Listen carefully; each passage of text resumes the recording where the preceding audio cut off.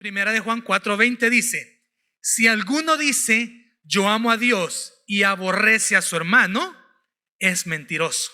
Pues el que no ama a su hermano a quien ha visto, ¿cómo puede amar a Dios a quien no ha visto? Esa es la ley de Cristo.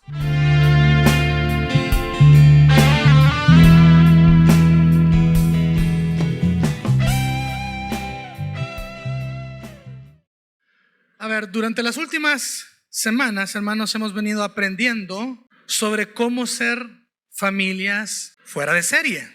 Entonces, este día vamos a aprender dentro de ese contexto sobre el mandato de Dios a la familia, de sobrellevar los unos las cargas de los otros y cumplir así la ley de Cristo. Pero para eso necesitamos comprender nuestra identidad personal y nuestra identidad colectiva. Normalmente estamos quizás acostumbrados a hablar de nuestra identidad en Cristo. Sin embargo, tenemos una identidad personal y al mismo tiempo tenemos una identidad colectiva. Así que me gustaría que recordemos quiénes conforman la familia de la fe. ¿Quiénes creen que la conforman? ¿Quiénes? Algunos. Todos. ¿Todos quiénes? Todos nosotros, la iglesia de Cristo, quienes nos hemos arrepentido de nuestros pecados y creído en el Señor Jesucristo. Ahora, Gálatas 3:6-9 dice: así Abraham creyó a Dios y le fue contado por justicia. Sabed por tanto que los que son de fe, estos son hijos de Abraham.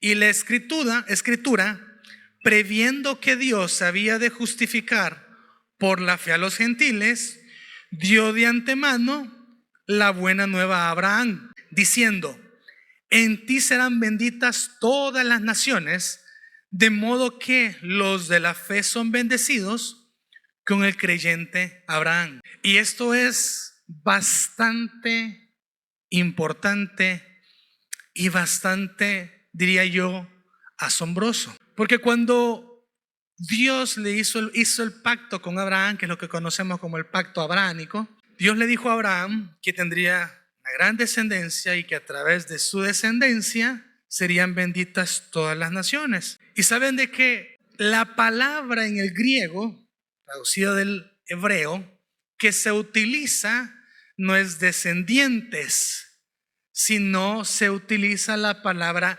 simiente, que es algo muy importante e interesante, porque en la primera profecía mesiánica en Génesis 3:15 dice que la simiente de Eva es quien pisotearía la cabeza de la serpiente antigua, que sería el Mesías Salvador. Eso significa que la simiente de la profecía que estaba hablando Génesis 3 es la simiente en Abraham. Y por medio del sacrificio de Jesucristo, descendiente de Abraham, es que ahora nosotros, por medio de la fe, somos hijos de Dios y somos hijos de Abraham. Qué cosa más asombrosa.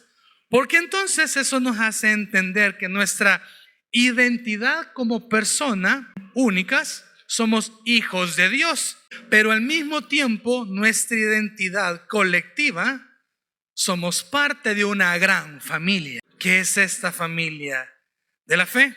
Entonces, desde ese punto de vista, debemos aprender a vivir como hijos de Dios y siendo parte de la familia de Dios en Cristo Jesús. Lamentablemente, en ocasiones como cristianos vivimos como islas, como pequeñas islitas por ahí separadas unas de las otras. Quizás en ocasiones buscarnos cerrarnos y apartarnos. En ocasiones quizás venimos tarde al culto para que nadie nos hable y nos vamos temprano para que nadie nos hable. Ahora, cualquier parecido a la realidad es pura coincidencia, no, nadie me ha contado. Pero vivimos estas vidas totalmente desconectadas de nuestra iglesia, de nuestra familia de la fe. Quizás porque quizás nos da pena mostrar nuestras debilidades. Quizás nos da pena pensar qué van a decir si no me presento bien vestido y, ¿verdad?, fuerte, como que nada pasa en mi vida. Ya sea por miedo al que dirán o porque a la gente no le importa nada de mi vida o no debería de importarle.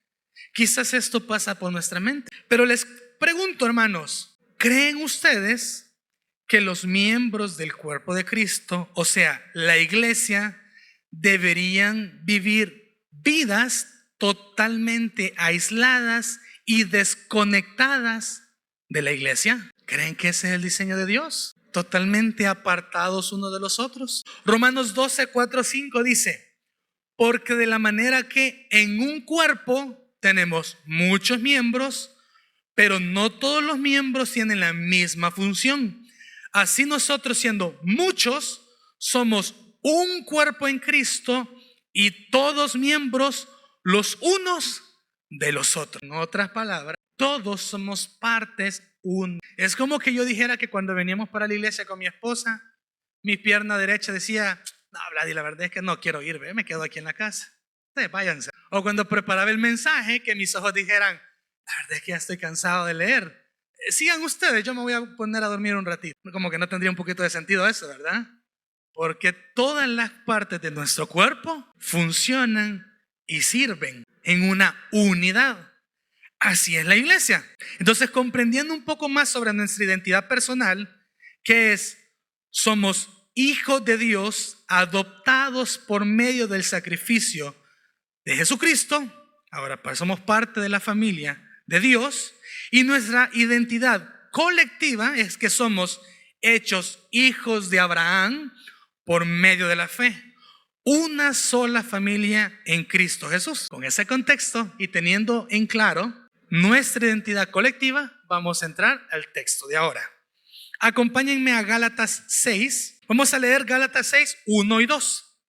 Dice: hermanos, si alguno fuera sorprendido en alguna falta, vosotros que sois espirituales, restaurarle con espíritu de mansedumbre, considerándote a ti mismo, no sea que también tú seas tentado. Sobrellevad los unos las cargas de los otros y cumplid así la ley de Cristo. Vamos a ir parte por parte. Ahora vamos a enfocarnos primero en Gálatas 6:1. Dice: hermanos, si alguno fuere sorprendido en alguna falta, vosotros que sois espirituales, restaurad con espíritu de mansedumbre, considerándote a ti mismo, no sea que tú también seas tentado. Estudiando la carta a los Gálatas, podemos ver un patrón de la enseñanza de Pablo. Se viene hablando de cuando los judaizantes habían entrado en la iglesia de Galacia, en la iglesia de Antioquía y en otras iglesias, y ahora los gentiles estaban tratando de ser judaizados, que significa forzados a seguir la ley mosaica, la ley de Moisés, como desde la circuncisión, celebrar o observar las fiestas, entre otras cosas. Pero en el final de Gálatas, en Gálatas 6, que es una carta, Pablo hace este cambio, hace este mensaje. Venimos hablando de un tema y haces este cambio. ¿Cómo se relacionan? El deber de un compañero es restaurar al caído en el ejército norteamericano. Ahora, piensen o imagínense, hermanos, si nosotros tuviéramos esa actitud, tuviéramos esa disposición de hermandad, reconociendo a nuestra familia de la fe como iguales, pensando en que no vamos a dejar ni a uno atrás, en que si uno se cae,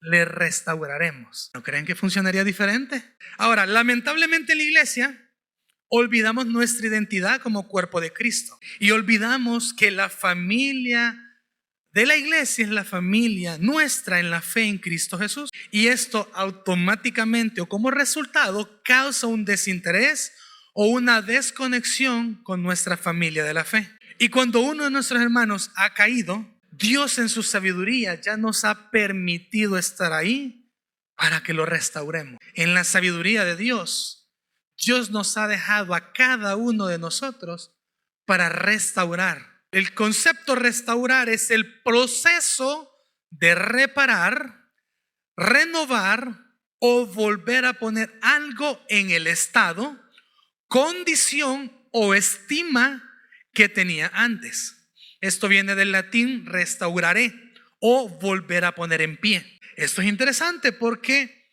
Pablo, inspirado por el Espíritu Santo, nos dice: si alguno fuera sorprendido alguna falta, vosotros que sois espirituales, restaurarle. O sea, ayudemos a nuestro hermano a regresar al estado, condición o estima que tenía antes. Bueno, el pasaje dice: en un espíritu de mansedumbre, mirándote a ti mismo. Es decir, que cuando restauramos a uno de nuestros hermanos caídos, debemos hacerlo con sensibilidad, con consideración y sin ningún rastro de superioridad que lastimosamente nos acompaña como parte de nuestra justicia propia. Que a veces cuando vemos a un hermano caído, por alguna razón en nuestra mente se crea una imagen de yo aquí parado y mi hermano ahí en el suelo. De yo tengo un estatus diferente. Yo, en mi juicio personal, lo levanto. Y si bien es cierto, hemos sido llamados a restaurar a nuestros hermanos, no hemos sido llamados a restaurarles en una manera específica.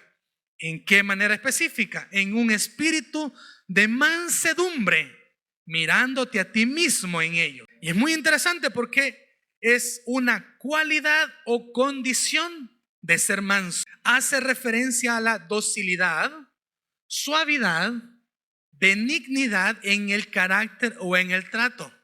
Ahora bien, cualquiera podría decir que sonaría a una personalidad suave. Sin embargo, es lejos de ser una debilidad, implicando un alto nivel de autocontrol, madurez y fortaleza interior para actuar con paciencia y sin dejarse dominar por la ira. Significa que lejos de ser una cualidad débil de una persona mansa, como normalmente a veces pensamos en la sociedad, es una cualidad de una persona madura, de una persona que mantiene un autocontrol con una fortaleza para actuar con paciencia y no dejarse dominar. Y la frase espíritu de mansedumbre es muy interesante porque en el contexto que Pablo viene hablando, en el capítulo 5, Pablo viene hablando de los frutos de la carne y viene hablando del fruto del Espíritu. Y uno del fruto del Espíritu es mansedumbre. Eso significa que entonces Pablo, inspirado por el Espíritu Santo, nos está diciendo que nosotros en ese espíritu de mansedumbre debemos de tener un sentido de, primero, disposición hacia nuestro hermano. No un espíritu de hacerlo viéndolo de menos o nosotros exaltados porque hay una diferencia entre nuestro hermano y nosotros, sino, y esa es la segunda aplicación, como un fruto del Espíritu Santo, como un fruto de nuestra relación con Dios. Entonces, ¿qué es una disposición o un espíritu de mansedumbre? El pasaje dice, mirándote a ti mismo. La mansedumbre que viene del Espíritu Santo no nos permite, la expresión, no nos permite que lo hagamos por una justicia propia y no nos permite que lo hagamos de manera hipócrita. ¿Qué significa esto? Es que yo lo hago como parte del fruto del Espíritu Santo. Lo hago por la disposición y madurez de mi entendimiento en mi familia de la fe. Ahora, tenemos un ejemplo bien interesante mucho más atrás en Gálatas que Pablo trae a colación. Gálatas 2, versículo 11 al 14. Dice, pero cuando Pedro vino a Antioquía, le resistí cara a cara. O sea, Pablo hablando de Pedro. Porque era de condenar, pues antes que viniesen algunos de parte de Jacobo, comía con los gentiles. Pero después que vinieron, se retraía y se apartaba, porque tenía miedo de los de la circuncisión. Y en su simulación participaban también los otros judíos. De tal manera que aún Bernabé fue también arrastrado por la hipocresía de ellos. Pero cuando vi que no andaban rectamente conforme a la verdad del evangelio, dije a Pedro delante de todos: si tú, siendo judío, vives como los gentiles y no como judío, ¿por qué obligas a los gentiles a judaizar? Ahora, como les dije en el contexto de los Gálatas, básicamente lo que había pasado es que estos judaizantes estaban ejerciendo mucha presión sobre algunas de las iglesias. Entonces viene Pablo y hace un llamado de atención a Pedro, a los judíos y a Bernabé, diciéndose que se conducían, o sea, se comportaban como hipócritas. ¿Por qué? Porque su conducta era contraria a la verdad del evangelio. ¿Cuál es la verdad del evangelio?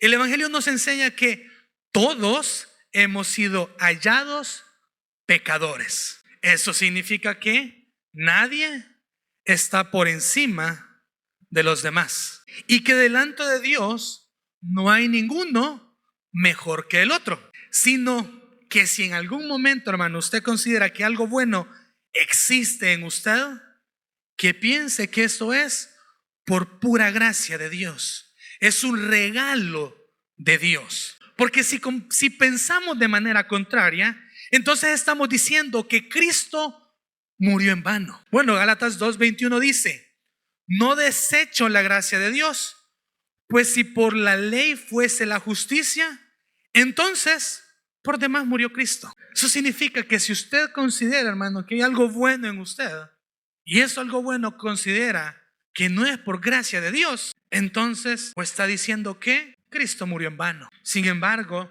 los que creemos en el Señor Jesucristo sabemos que la única manera de formar parte de esta familia ha sido por medio del sacrificio del Señor Jesucristo, por medio de la fe. Debemos aprender y comprender o recordar que la iglesia no es un edificio. Y yo sé que es bien bonito, tenemos nuestro templo y lo tratamos de tener bien ordenadito, gracias a Dios por los hermanos de ornamentación, y está muy bonito. Sin embargo, esto que ven aquí no es la iglesia. La iglesia es nuestra familia espiritual, donde cada miembro de la iglesia debe preocuparse profundamente por los demás. En la iglesia, los creyentes debemos ser transformados por el amor y la gracia de Dios, comprendiendo que nuestra responsabilidad no es únicamente hacia Dios, sino también hacia nuestros hermanos y hermanas de la fe. En este mismo espíritu de mansedumbre también es aplicado con nuestra familia biológica, con nuestra familia cercana. Pero es importante que esto se mantenga en nuestros corazones, porque Pablo nos hace un llamado, y es un llamado muy específico. Dice: vosotros que sois espirituales, restaurarle con espíritu de mansedumbre. Hermanos, ¿tienen el espíritu del Señor Jesús en sus vidas? ¿El Espíritu Santo? Sí. Bueno, hermanos, ustedes son espirituales. Eso dice la Biblia. Entonces, si son espirituales, restauremos con un espíritu de mansedumbre, considerando a ti mismo, no sea que tú también seas tentado. Lastimosamente, en ocasiones nos es muy fácil redarguir, regañar, amonestar o hasta castigar sin mansedumbre. Nos sale natural. Y a veces nos pasa que afuera de nuestros hogares somos pero muy serviciales, generosos, activos y toda la cosa. Pero cuando estamos en nuestro hogar nos comportamos como que estuviéramos con extraños, quizás descuidados, ignorando a nuestras familias, o llegar quizás al extremo de maltratar a nuestras propias familias y no cumplir con nuestras obligaciones en el hogar. Qué terrible, ¿no creen? Que no podamos dar el testimonio del evangelio de Jesucristo a nuestra propia familia. ¿Saben cómo le llamó a esos Pablo? Hipócritas. Debemos de vivir, hermanos, en un espíritu de mansedumbre, considerando a nuestra familia biológica y a nuestra familia espiritual como a nosotros mismos. Pablo nos hace el llamado a ser espirituales. ¿Cómo? Restaurando con un espíritu de mansedumbre, de una manera empática, o sea, poniéndonos a nosotros mismos en el lugar de la otra persona, comprendiendo que nosotros también somos pecadores y que debemos de tener dominio propio para poder restaurar con mansedumbre, o sea, con autocontrol, madurez y paciencia, poniéndonos a nosotros en el lugar de la otra persona, ya sea dentro de la familia de la fe o en nuestras familias biológicas. Pero Pablo no se queda ahí. Avancemos al 2. Dice: sobrellevad los unos las cargas de los otros y cumplid así la ley de Cristo. Ahora, el Espíritu Santo a través de Pablo no solo nos instruye a restaurar con un espíritu de mansedumbre a nuestros hermanos, sino además sobrellevad la carga de los otros, y entonces de esa manera cumpliremos la ley de Cristo. ¿Pero a qué ley se está refiriendo Pablo? ¿Se está refiriendo a la ley mosaica? ¿Será que debemos de cumplir la ley mosaica? A ver, vamos a ver, dice Gálatas 5 de 13 a 14. Porque vosotros, hermanos, a libertad fuisteis llamados. ¿De qué libertad está hablando? Libertad de la ley mosaica. O sea, la libertad fuisteis llamados. Solamente que no uséis la libertad como ocasión para la carne, sino servíos por amor los unos a los otros. Porque toda la ley en esta sola palabra se cumple: amarás a tu prójimo como a ti mismo. Entonces Pablo empieza a describir la ley de Cristo. Y esto es un punto muy importante. Y antes de avanzar, debemos de proceder despacio para comprenderlo. La gracia que el Señor Jesucristo nos ha dado para salvación no debe ser utilizada para pecar libremente. En otras palabras, hermanos, no es un cheque en blanco en el que usted agarra y aquí hacemos lo que queremos, ¿verdad? Porque al final Cristo ya murió. No funciona así.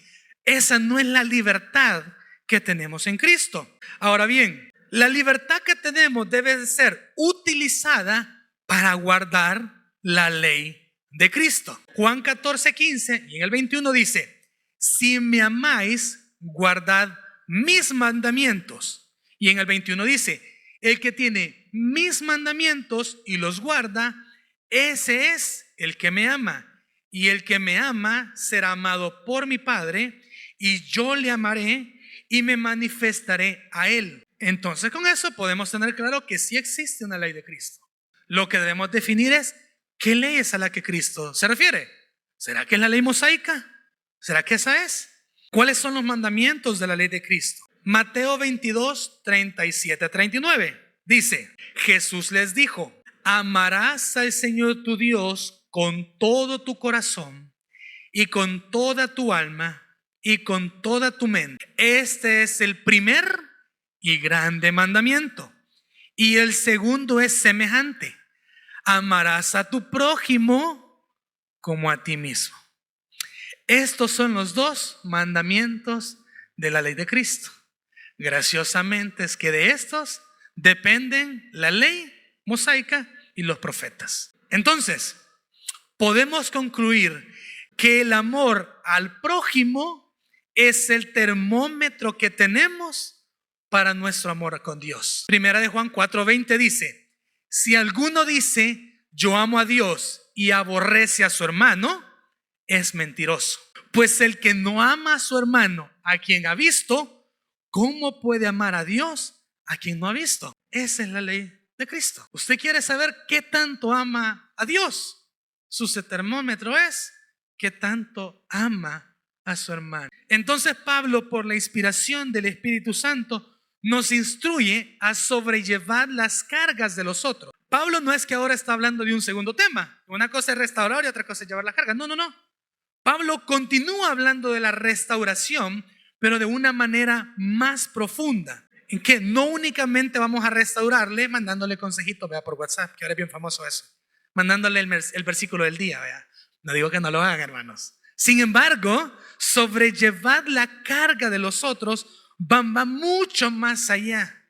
Es que usted debe de tomar la acción de cargar las cargas de los demás. En el contexto que Pablo está instruyendo, se refiere a que a la caída espiritual por parte de uno de los hermanos, lo que estábamos leyendo, ¿verdad? Si alguien se encontró de una falla.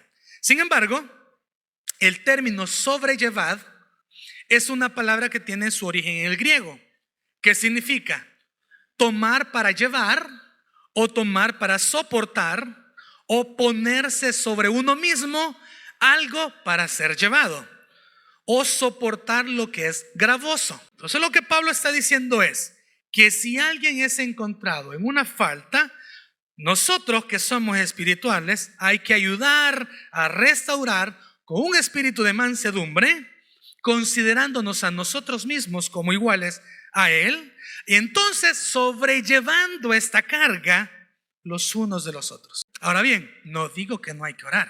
Eso está implícito como parte de la vida de un cristiano.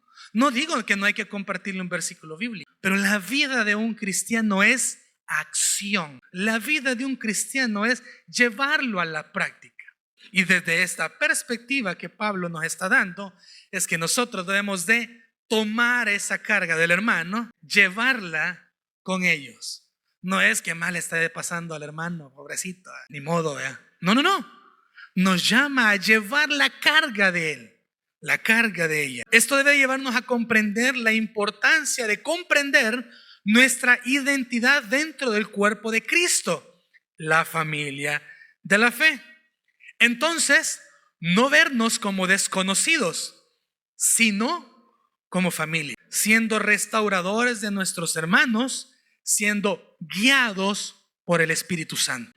Y esto se logra, hermanos, a través de la llenura del Espíritu Santo. Esto es lo que viene hablando en el contexto del versículo 5. Si usted lo trata de hacer por medio de la religiosidad, por medio de que usted es, ¿verdad?, el espiritual que no cae, lamentablemente, hermano, usted va a fracasar en el intento. Lamentablemente quizás va a dañar en el intento. Lamentablemente quizás no lo va a lograr. Pablo nos llama a no volvernos a la esclavitud de la ley. Ahora, ¿qué significa esto? Es que la manera en que lo hacemos es por medio del fruto del Espíritu Santo. Gálatas 5:1 y 16:18 dice: estad pues firmes en la libertad con que Cristo nos hizo libres, y no estéis otra vez sujetos al yugo de la esclavitud. El 16: digo pues, andad en el Espíritu y no satisfagáis los deseos de la carne, porque el deseo de la carne es contra el Espíritu, y el del Espíritu es contra la carne, y estos se oponen entre sí, para que no hagáis lo que quisierais. Pero si sois guiados por el Espíritu, no estáis bajo la ley. Eso significa, hermanos, que la acción de restaurar, la acción de sobrellevar, no es una acción legalista religiosa, sino más bien es reconociendo nuestra identidad dentro de la familia y entonces entendiendo que yo soy igual a mi hermano, que él es pecador y que soy pecador. Y desde esa disposición en el fruto del Espíritu Santo, yo ahora lo hago por amor a mi hermano y no por la ley. No es volver a la ley y ponernos más ataduras. No, sino en la libertad que tenemos en Cristo, lo hacemos como el resultado de este amor. ¿Cómo podemos ser llenos del Espíritu Santo? Efesios 5:18-20 dice: no os embriaguéis con vino, en lo cual hay disolución, antes bien sed llenos del Espíritu, hablando entre vosotros con salmos, con himnos y cánticos espirituales, cantando y alabando al Señor en vuestros corazones, dando siempre gracias por todo al Dios y Padre, en el nombre de nuestro Señor Jesucristo. En otras palabras, cuanto más tiempo nos metemos con el Señor, por naturaleza comenzaremos a dar el fruto del Espíritu Santo. Hermano, usted no me quiera decir que usted es lleno del Espíritu Santo cuando usted quizás ni siquiera lee la Biblia, ni siquiera ora. Pero nosotros debemos ser llenados por el Espíritu Santo. ¿Cómo? Con esta comunión. Y podemos estar menos llenos del Espíritu Santo o más llenos del Espíritu Santo. Estar llenos del Espíritu Santo significa ser guiados, ser dirigidos por el Espíritu Santo del Señor.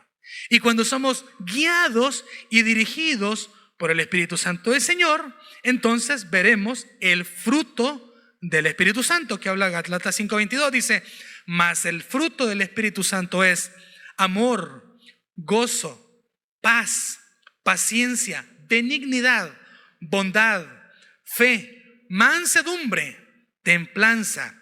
Contra tales cosas no hay ley. Pero los que son de Cristo han crucificado la carne con sus pasiones y deseos. Si vivimos por el Espíritu, andemos también por el Espíritu.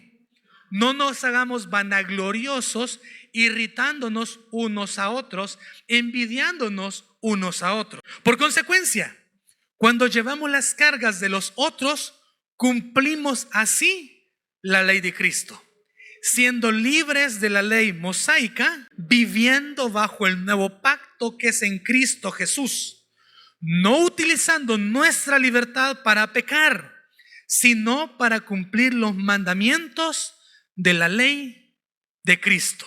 Y esto también, mis hermanos, debe de ser aplicado a nuestra familia biológica. Podemos mostrar el evangelio de Jesucristo a través de nuestro amor por nuestra familia, sobrellevando las cargas de nuestro cónyuge, sobrellevando las cargas de nuestros hijos. Ahora, hijos, es importante, a veces quizás se nos olvida que también nuestros padres tienen cargas y tienen necesidades, pero ellos también forman parte de nuestra familia y podemos ayudar a sobrellevar esta carga con un espíritu de mansedumbre. Y no solo para ellos en nuestra familia biológica, sino también en nuestra familia espiritual. Los pastores llevan una carga fuerte. ¿Se han preguntado cómo pueden aliviar la carga? Porque normalmente los pastores los llamamos porque tenemos problemas, porque necesitamos un consejo o porque necesitamos algo de ellos. ¿Alguna vez les hemos llamado para ver cómo están? Si están enfermos, si se sienten bien, si hay alguna carga. ¿Alguna vez nos hemos preguntado qué cargas nuestros diáconos llevan? ¿Con qué cosas lidian? ¿Alguna vez nos hemos preguntado qué cargas llevan los líderes de ministerio, los líderes de sector? Les hemos preguntado ahí cómo van, en qué te puedo ayudar. Pablo dice: si alguno fuera a hacer una falla, vosotros que sois espirituales, restaurar con espíritu de mansedumbre, considerándote a ti mismo, no sea que tú también seas tentado, sobrellevar los unos las cargas de los otros. Y eso también es aplicativo en nuestra familia de la fe. No necesitan tener un título o algo para preguntar a su hermano: ¿en qué te puedo ayudar? Sino comprendiendo que somos pecadores ambos y necesitamos del Espíritu Santo para entonces llevar una vida conforme a la ley de Cristo. Y sobrellevando las cargas unos de los otros, cumpliremos así la ley de Cristo. El enfoque no está en esperar tampoco que otros carguen con mis cargas y yo me quedo ahí sentado sin hacer nada. Eso sería un pensamiento egocentrista. O normalmente un pensamiento egocentrista nos conduce al orgullo, a la frustración, al desánimo y a veces hasta la depresión. Hay algunas personas que quizás podrían pensar: no, es que en la iglesia no se preocupan por mí, vea, yo pobrecito, vea, quiero que me soban la cabecita. No, ese no es el llamado que Pablo hace a la familia de Cristo. Ese no es el llamado. Usted tiene problemas, hermano, ok, comience sirviendo, comience ayudando a otros. Y si todos tenemos esa actitud, alguien le va a ayudar a ser restaurado y sobrellevar su carga. Pero no esperemos como chonte boca arriba, ¿verdad? Esperando que alguien nos llegue a dar de comer. No. La fe en el Señor Jesucristo, la familia de la fe es acción. Es algo que debemos de hacer nosotros. Ahora, entendiendo y siendo llenos del Espíritu Santo, no bajo la ley. La vida del cristiano es una vida en comunidad, es una vida en coinonía, de tal manera que todos podamos sobrellevar las cargas los unos de los otros. Gálatas 6 del 3 al 5 dice: porque el que se cree ser algo, no siendo nada, a sí mismo se engaña. Así que cada uno someta a prueba su propia obra, y entonces tendrá motivo de gloriarse solo respecto de sí mismo y no en otro, porque cada uno llevará su propia carga. El orgullo, hermanos, nos impide llevar las cargas de los otros y cumplir la ley de Cristo. El orgullo tal vez no necesariamente se va a mostrar diciendo: es que yo soy mejor que los demás. Estoy seguro que no. Sin embargo, el orgullo seguramente, tal vez inconscientemente, si dice: es que no tengo tiempo para ti, O dice, es que soy más importante que tú, entonces merezco más de mi propia atención y de mi propio tiempo para mí mismo, porque no tengo tiempo para ti. Tengo demasiadas cosas que hacer. Paso ocupado y no nos preocupamos por los demás. Parte del diseño que el Señor Jesucristo nos dio a través de su Espíritu Santo, inspirando a Pablo, es que todos llevemos y sobrellevemos las cargas los unos de los otros. Y eso nos incluye ¿a quiénes? A todos, ¿verdad? Filipenses 2, 3, 4. Nada hagáis por contienda o por vanagloria, antes bien con humildad, estimando a cada uno de los demás como superiores a él mismo, no mirando a cada uno por lo suyo propio, sino cada cual también por lo de los otros. Es importante que examinemos nuestras acciones e ir más allá de las palabras. Si queremos cumplir la ley de Cristo, debemos de aprender a sobrellevar las cargas de los otros. Y esto es recíproco con todo el cuerpo de Cristo. Cuando alguien sobrelleva nuestras cargas, nosotros debemos sobrellevar las cargas de otro y de esa manera cumplir la ley de Cristo. Y entonces nuevamente podemos concluir que el amor al prójimo es el termómetro de nuestro amor a Dios. Al sobrellevar la carga de nuestros hermanos, cumplimos la ley de Cristo, mostrando el amor de Dios. La iglesia es nuestra familia espiritual y así como nuestra familia biológica, tenemos deberes y responsabilidades con nuestra familia de la fe. Debemos aprender a restaurar a nuestros hermanos con un espíritu de mansedumbre, considerándonos a nosotros mismos de una manera empática, comprendiendo que somos pecadores y así como nosotros, nuestros hermanos necesitan de la gracia y restauración a través de la gracia y el amor del Señor Jesucristo. Pequeño paréntesis, no estoy diciendo tampoco que acepten o convivan el pecado. En eso sigo siendo radical, porque la Biblia es radical con el pecado. El pecado es pecado y debe de cortarse de raíz. Una persona que vive en pecado debe de arrepentirse de sus pecados. Sin embargo, en la manera y en la disposición que lo hagamos es con un espíritu de mansedumbre.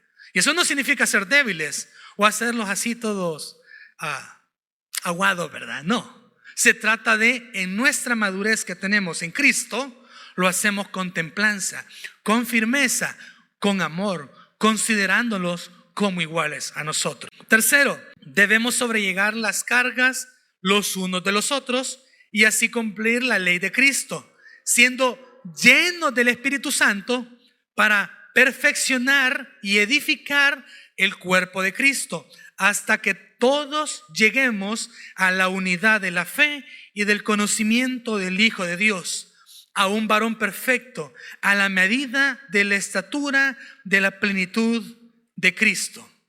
Y como último punto, no debemos ser egocéntricos buscando que otros lleven mis cargas, pero al mismo tiempo no debemos ser orgullosos rehusándonos a la ayuda y al apoyo de la iglesia para sobrellevar nuestras cargas, sino sobrellevar los unos las cargas de los otros y cumplir así la ley de nuestro Señor Jesucristo.